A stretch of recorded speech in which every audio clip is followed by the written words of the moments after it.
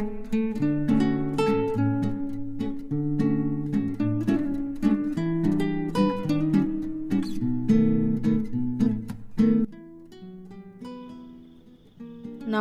বন্ধু বান্ধৱীসকল, আপোনালোকক কি খবৰ? আশা কৰোঁ সকলোৱে ভালে। বৰ্তমান মোৰো ভালে।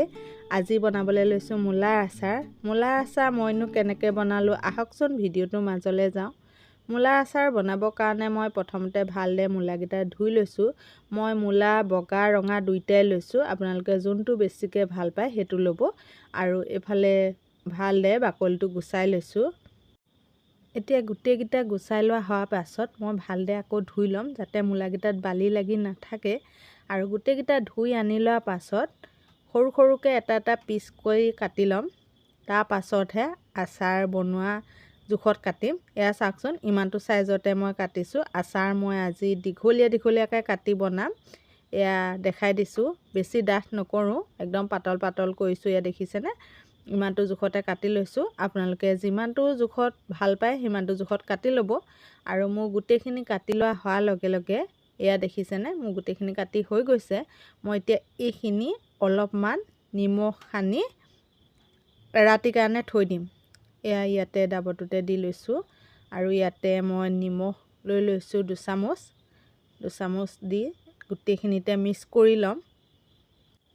মূলা আৰু নিমখখিনি এবজৰ্ব হৈ গৈছে। মই এটা ৰাতিৰ কাৰণে ঢাকনখন মাৰি থৈ দিম। এটা ৰাতি পাছতহে মই আচাৰ বনাই আপোনালোকক দেখাম।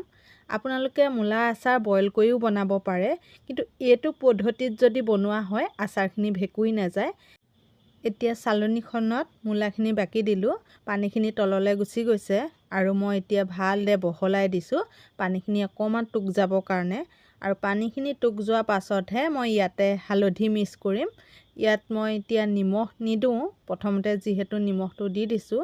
ইয়াত মই এতিয়া অকল হালধিখিনি মিক্স কৰি, এয়া দেখিছেনে কিমানখিনি পানী ওলাইছে। পানীখিনি মই পেলাই দিছোঁ। এইখিনি পানী কিন্তু আচাৰত ব্যৱহাৰ কৰিব নোৱাৰি দেই। এতিয়া মই ইয়াতে হালধি গুড়ি লৈছোঁ 1 চামুচ। ভালদৰে মিক্স কৰি ল'ম। মিক্স কৰি লোৱাৰ পাছত আধা ঘণ্টামানৰ কাৰণে ৰ'দত দিম। এইখিনি কিন্তু ৰ'দত নিদিয়াকৈও আচাৰখিনি বনাব পৰা যায়। মই যিহেতু অকণমান টাইম লাগিব, সেইটো কাৰণে অকণমান টাইমৰ কাৰণে ৰ'দত দি দিলোঁ। আৰু এইফালে জলকীয়া কেইটামানো ধুই তাৰ লগতে দি দিছোঁ। এতিয়া তেলখিনি গৰমাই ল'ব লৈছোঁ।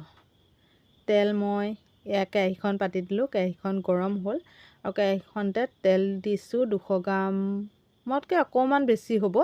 এতিয়া এইখিনি গৰম হৈ চাওকচোন, বেছিকৈ গৰম হৈ গ'ল মানে জোখতকৈ। এইখিনি নমাই ল'লোঁ। আৰু এতিয়া লৈছোঁ মছলাখিনি। মছলা ইয়াতে মই লৈছোঁ চকগুটি, জিৰা, কালজিৰা, বগা সৰিয়হ, 2টামান জালুক আৰু গোটা ধনিয়া। এইকেইটা মই লৈ ল'লোঁ। লৈ এইকেইটা মই অকণমান গৰম কৰি কিন্তু মিক্সাৰত পিচি ল'লোঁ। সেইকণ আপোনালোকক নেদেখালোঁ গৰম কৰাকণ। মছলাকেইটা কেৰাহীখন পাতি অকণমান টাইমৰ কাৰণে গৰম কৰি ল'ব লাগে।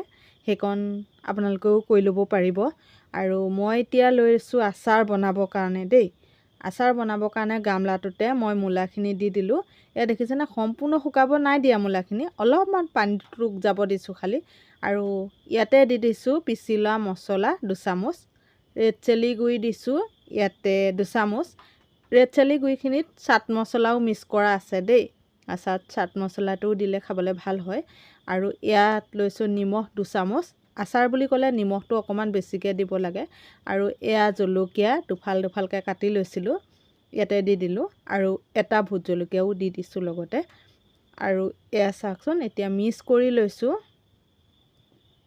ভালদৰে মছলা আৰু মূলাখিনি যাতে মিক্স হৈ যায়, ভালদৰে মিক্স কৰি ল'ব আপোনালোকেও। এয়া মোৰ মিক্স কৰা হৈ গৈছে। মই ইয়াতে এতিয়া তেলকণ দি দিম। তেলকণ চাওকচোন, তিনি অকণমান হৈ থাকিলে, গৰম হৈ গ'ল আজি জোখতকৈ বেছি।